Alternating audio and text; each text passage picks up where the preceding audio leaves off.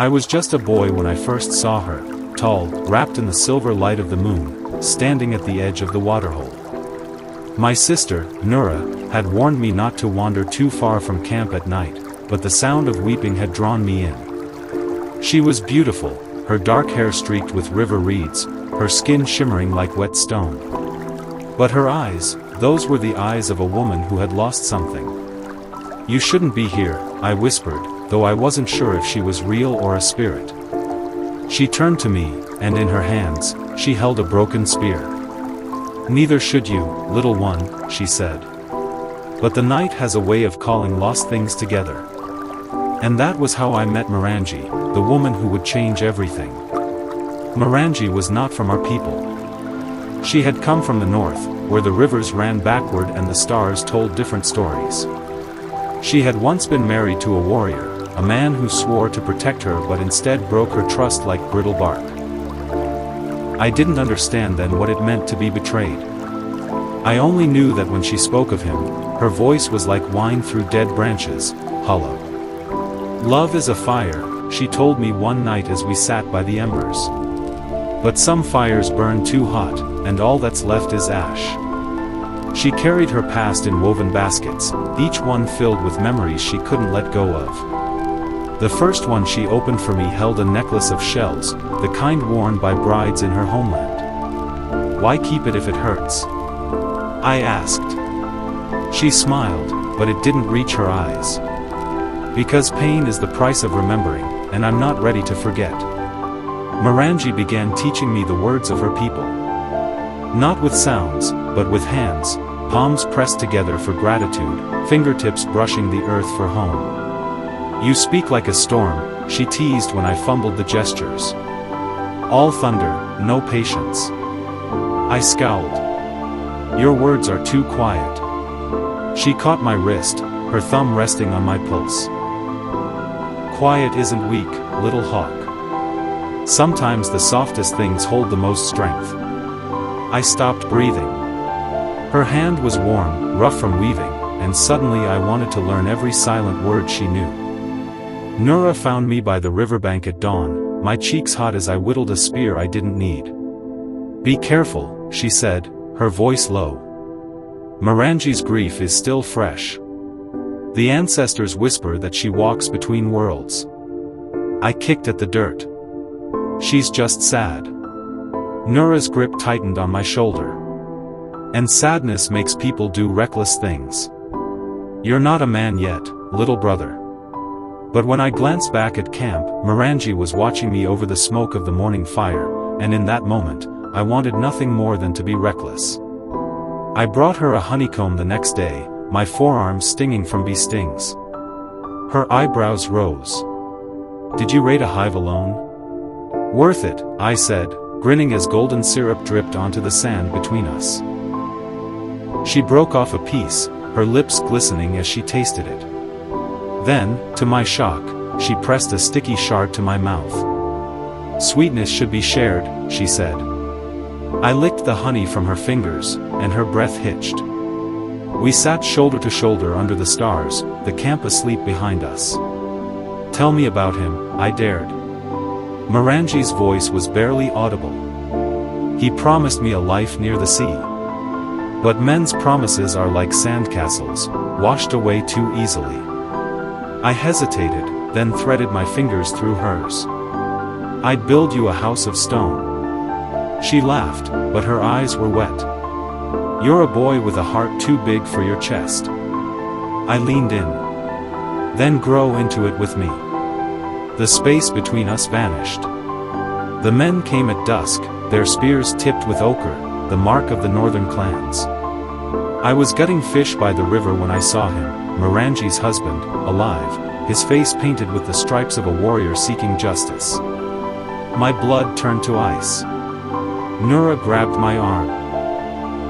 "They say she belongs to him. That she broke sacred law by leaving." I dropped the knife.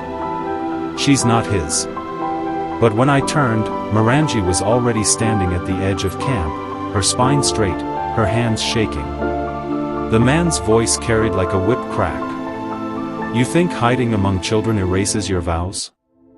Marrangi's fingers dug into my wrist that night as she pressed a blade into my palm, a tiny, curved thing, meant for scaling fish. "If they take me back, they'll kill me," she whispered. "A widow who flees is a widow who shames." I curled my hand around the knife. "Then I won't let them take you." She laughed, raw and broken. "You're not even blooded in battle. What will you do, little hawk?" I kissed her. Hard. Felt her gasp against my mouth. "Watch me." The elders gathered under the grandfather tree. Marrangi's husband, Jarrell, spat at her feet. "She owes me a life. A child. Her bones." The headwoman's gaze flicked to me. "And you, boy? Why speak for her?" Every muscle in my body burned. "Because she taught me that hands can speak. That broken shells still shine. She's not yours to claim." Jarrell lunged. The fight was ugly. I was faster, but he was stronger, his blows landing like stones. When his spear grazed my ribs, Marrangi screamed, a sound I'd never heard from her before. I tackled him into the mud. Pressed my knife to his throat. "Enough," the head woman commanded. Jarrell's breath was rancid. "She'll never love a boy." I leaned closer. "But she'll live. And that's all that matters." They banished him. But not before his last strike. A slash across my cheekbone marked me forever. Marrangi's hands trembled as she stitched the wound. "You shouldn't have done that." I caught her wrist. "Yes, I should." Her tears fell hot on my skin. "I'm not worth this." I kissed her palm. "Let me decide what you're worth." The days after Jarrell's banishment should have been peaceful. But Marrangi moved through camp like a shadow, her fingers brushing my bandaged cheek whenever she thought no one was watching. "You're quiet," I murmured one evening as we sat by the dying fire. She exhaled slowly. "I keep thinking of what he said. That I'm dragging you into a storm." I caught her hand. "I walked into this storm willingly." Her fingers tightened around mine. "You don't know what it's like, to love someone and watch them bleed for you." I lifted her knuckles to my lips. "Then teach me." The rains never came. The waterhole, our waterhole, shrank to a murky puddle. Whispers started, "The ancestors are angry." The boy and the widow brought this. Indy's patience wore thin. "The land suffers," she said. "We must ask why." Marrangi stood. "Then let me go." My blood turned to ice. "No." She didn't look at me. "If my presence curses this land, I'll leave." That night, I found Marrangi kneeling at the waterhole's edge, a knife in her hand. My heart stopped. "What are you doing?" She didn't turn. "An old ritual. Blood for rain." I dropped beside her, gripping her wrist. "You're not sacrificing yourself." Her eyes gleamed. "Then what's your plan? Watch the children starve?" I yanked the blade away, slicing my own palm open. Blood dripped into the water. "If the ancestors want a sacrifice, let it be my choice too." She gasped, but then the first raindrop hit. The downpour was violent. The kind that floods riverbeds and washes away old wounds. We stumbled back to camp, drenched and laughing, only to freeze at the sight of Indy waiting. "You called the rain," she said slowly. Marrangi stiffened. It was chance. Indy's gaze dropped to our clasped, bloody hands. "Or proof." She stepped closer. "The boy has the ancestors' favor.